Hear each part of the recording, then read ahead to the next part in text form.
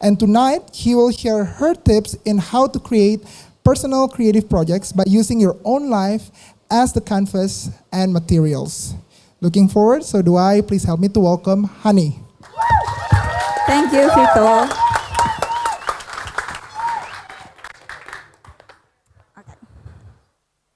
Hi, I'm Hanny, and before we begin, I'd like to ask you a question. I'd like you to imagine a boring life.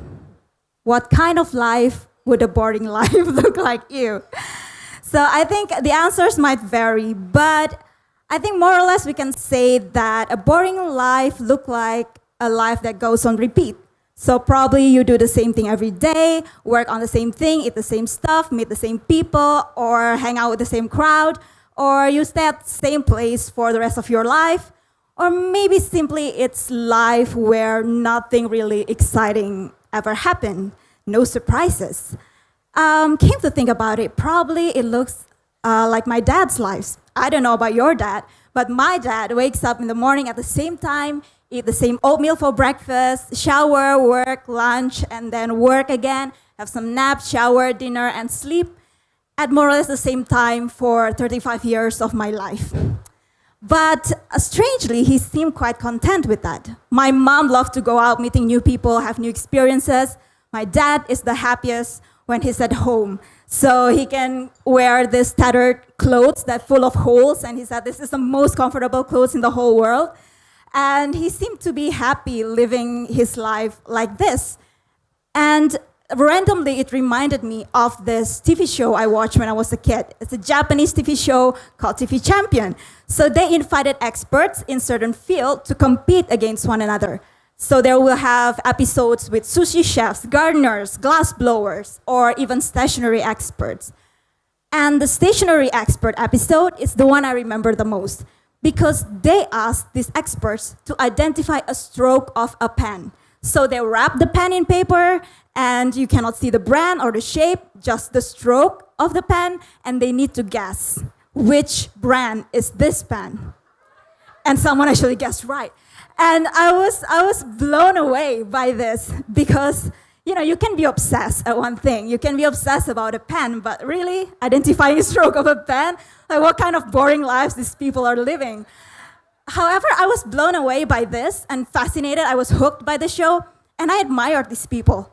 That's when I realized that, hey, I want to know more about boring lives. And I read this story about a guy that wakes up at 9 a.m., goes to university at 10 a.m., and then go back at 1 for lunch, work until 6:30, and then do some more work, have dinner, and then sleep at the same time, like most of his life, on repeat. Later on, I realized this guy was Einstein. And when I look deeper into the greatest thinkers of our time, scientists, artists, maestros, if you see their lives, more or less, you see a boring kind of life, generally. Like they have their routine, they do the same thing, they have this pattern that cannot be broken.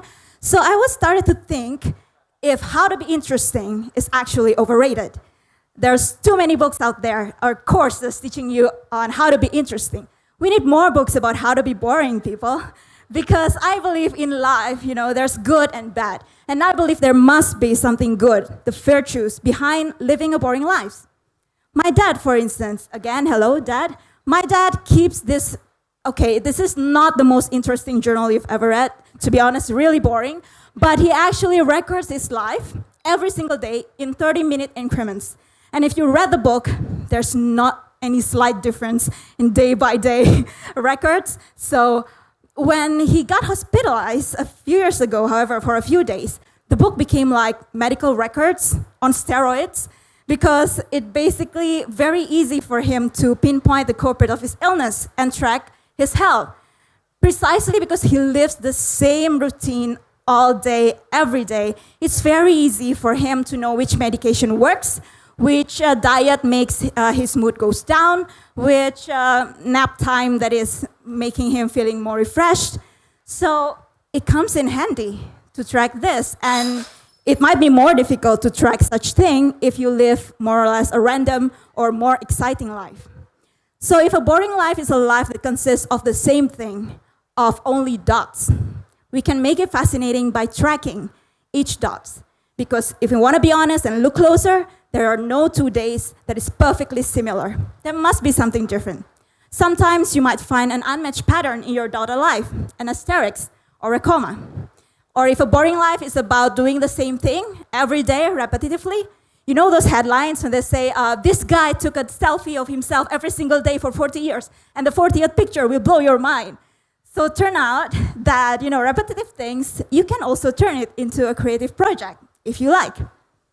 If a boring life is about fascinated only with one particular subject, celebrate your obsession.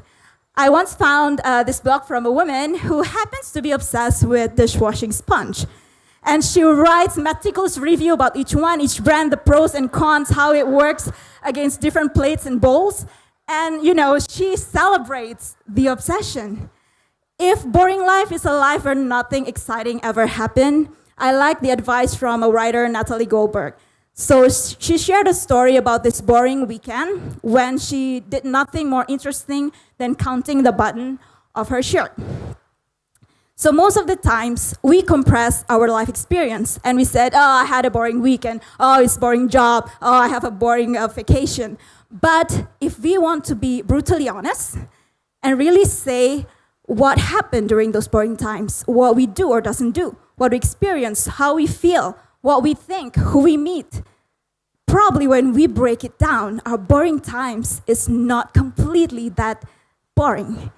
It could be interesting and it could be relevant.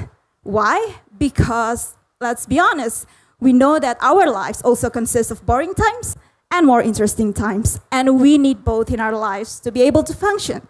Because boring times are those times when we need to commit, when we need to stay where we are, where we need to do what we need to do. So if happiness is a state of mind, I think we can also choose whether to enjoy our boring life as much as we enjoy and celebrate our more interesting times. Because the time you enjoy living a boring life probably is not a boring time. So enjoy your life and celebrate it wherever you are. Thank you.